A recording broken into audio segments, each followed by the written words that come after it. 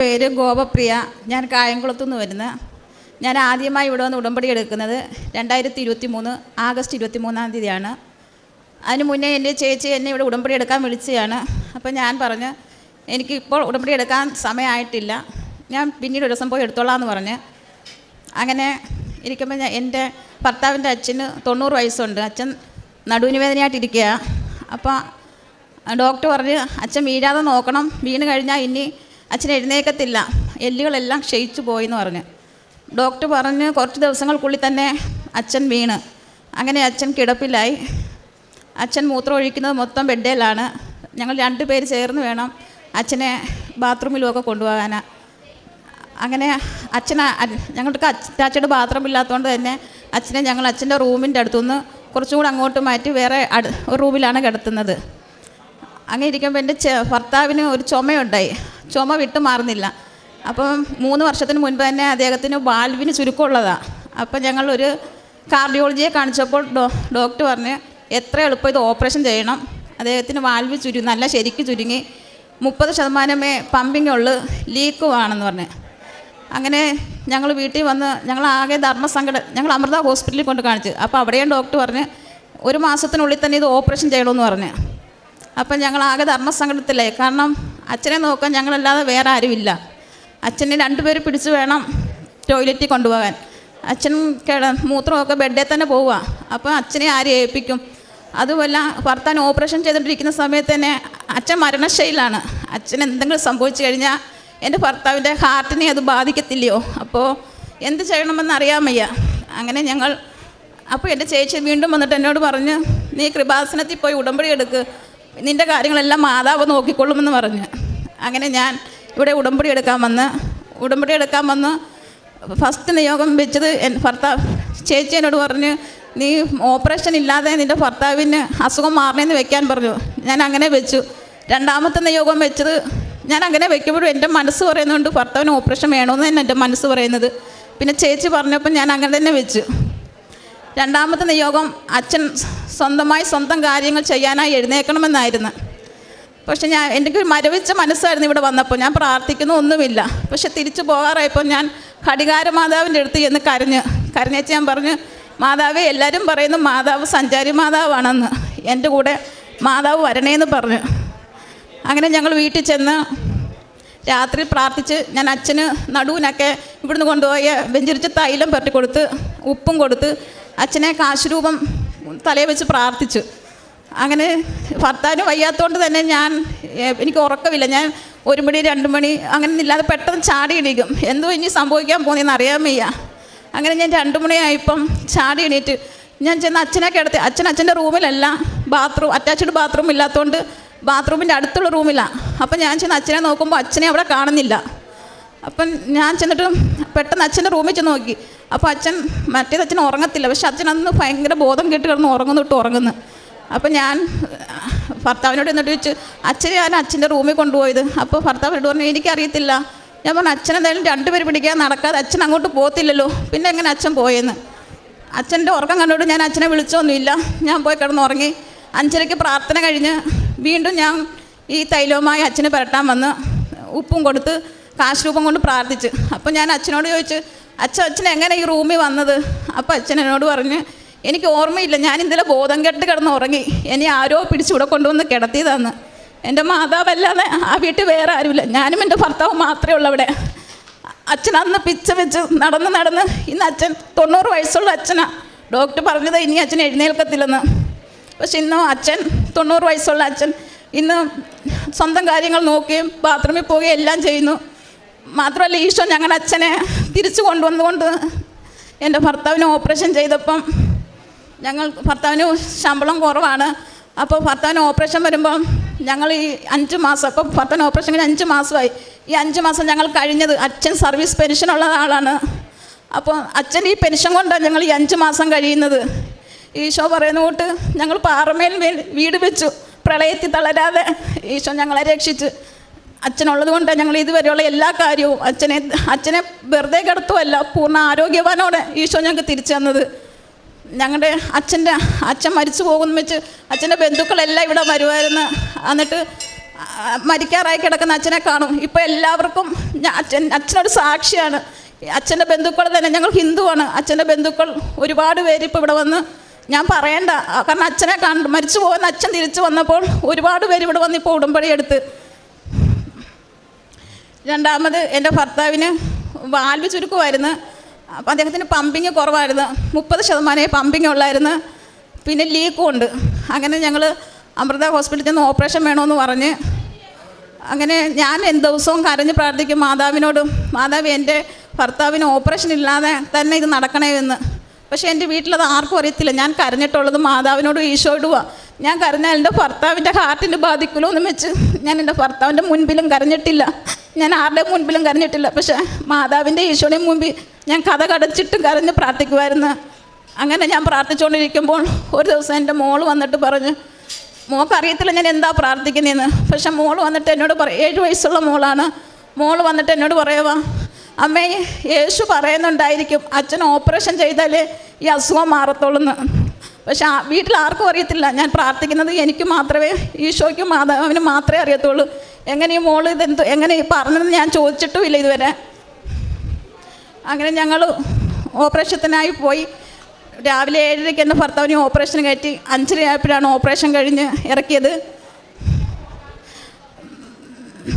ഞാൻ തൈലം വെച്ച് കുരിശ് വരച്ചൊക്കെയാണ് എൻ്റെ ഭർത്താവിനെ ഓപ്പറേഷന് കയറ്റി.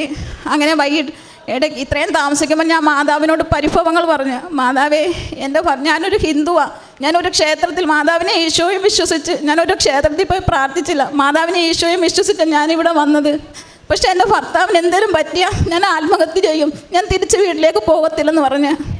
അങ്ങനെ 5:30 ആയപ്പോൾ എൻ്റെ ഭർത്താവിനെ ഇറക്കി ICU കാണിക്കാൻ ഞാൻ ചെന്നപ്പോൾ ഡോക്ടർ പറഞ്ഞു, കുഴപ്പമൊന്നുമില്ലെങ്കിൽ നമുക്ക് നാളെ വെന്റിലേറ്ററിൽ മാറ്റാം, അല്ലെങ്കിൽ 2 ദിവസം കൂടെ കിടത്തേണ്ടി വരുമെന്ന്.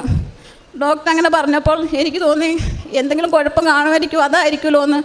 അതിന് മുൻപേ ഞങ്ങളിവിടെ വന്ന് അച്ഛനെ കണ്ട് പ്രാർത്ഥിച്ച് അച്ഛനൊരു കാശ് തന്നായിരുന്നു. അപ്പോൾ ഞാൻ സിസ്റ്ററോട് പറഞ്ഞു, സിസ്റ്ററെ ഇതെൻ്റെ ഭർത്താവിൻ്റെ തലക്കീഴി വെച്ചേക്കാവോ എന്ന്. അപ്പോൾ സിസ്റ്റർ ഭയഭക്തി ബഹുമാനത്തോട് തന്നെ ആ സിസ്റ്റർ അത് എൻ്റെ ഭർത്താവിൻ്റെ തലക്കീഴിൽ ഇങ്ങനെ ബാൻഡേജ് വെച്ച് ഒട്ടിച്ച് വെച്ച് ദിവസം ഞാൻ കയറുമ്പോൾ എനിക്ക് കാണാമായിരുന്നു. അങ്ങനെ എൻ്റെ ഭർത്താവിനെ പിറ്റേ ദിവസം തന്നെ വെന്റിലേറ്ററിൽ നിന്ന് മാറ്റി. 3-ാമത്തെ ദിവസം വെന്റിലേറ്ററിൽ നിന്നും ICU മാറ്റി ഞങ്ങൾ വാർഡിൽ വന്നു. അപ്പോൾ ഡോക്ടറെ കാണാൻ ചെന്നപ്പോൾ, ഞാനും എൻ്റെ ആങ്ങളെയും കൂടെ ഡോക്ടറെ കാണാൻ ചെന്നപ്പോൾ ഡോക്ടർ പറഞ്ഞ്, ബിനുവിന് പമ്പിങ് നേരത്തെ നമ്മൾ എക്കോ ടെസ്റ്റ് ചെയ്തപ്പോൾ 30% പക്ഷേ ഓപ്പറേഷൻ ചെയ്യുന്ന ടൈമിൽ 25%. ഞങ്ങളൊരു അപകടം പ്രതീക്ഷിച്ചതായിരുന്നു, അതുകൊണ്ട് ഞങ്ങൾ ICUവിൽ ഒരു അപകടം പ്രതീക്ഷിച്ച്. ബിനു അവിടുന്ന് എല്ലാം രക്ഷപ്പെട്ടു വന്നത്, ബിനുവിനൊരു കുഴപ്പം ഇനി ഉണ്ടാകത്തില്ല. അങ്ങനെ 8ൻ്റെ അന്ന് ഡോക്ടർ വന്ന് ഞങ്ങളോട് പറഞ്ഞ് നമുക്ക് ഡിസ്ചാർജ് ചെയ്യാം, ബിനുവിന് എക്കോ ടെസ്റ്റ് ചെയ്തതിനകത്തൊന്നും കുഴപ്പമില്ലെന്ന് പറഞ്ഞ്. ഞങ്ങൾ പറഞ്ഞു വേണ്ട ഡോക്ടറെ, ഞങ്ങൾക്ക് 2 ദിവസം കൂടെ കിടന്നേച്ച് പോയാൽ മതിയെന്ന്. അങ്ങനെ 10ൻ്റെ അന്ന് ഞങ്ങൾ അവിടുന്ന് ഡിസ്ചാർജായി വന്ന്. ഇപ്പം 3 മാസം കഴിഞ്ഞ് ടെസ്റ്റ് ചെയ്തപ്പോൾ, എക്കോ ടെസ്റ്റ് ചെയ്തപ്പോൾ 30%-ൽ നിന്ന് 55%. ഡോക്ടർ പറഞ്ഞു ഇനി കുഴപ്പമൊന്നുമില്ല, ജോലിക്ക് പോയിക്കൊള്ളാൻ പറഞ്ഞ്. ഈശോ ഞങ്ങളെ അവിടെയും രക്ഷിച്ചത് എങ്ങനെയാണെന്ന് വെച്ചാൽ, എൻ്റെ ഭർത്താവിന് ശമ്പളക്കുറവാണെന്ന് ഞാൻ നേരത്തെ പറഞ്ഞില്ലയോ. ഞങ്ങൾക്ക് എൻ്റെ ഭർത്താവ് ജോലി ചെയ്യുന്ന കമ്പനിയിൽ ഒരു 3 മാസത്തിന് മുമ്പാണ് ESA വന്നത്. ഈ ഭർത്താവിന് ഒരു 5-6 ലക്ഷം രൂപ ഓപ്പറേഷൻ ആകേണ്ടതാണ്.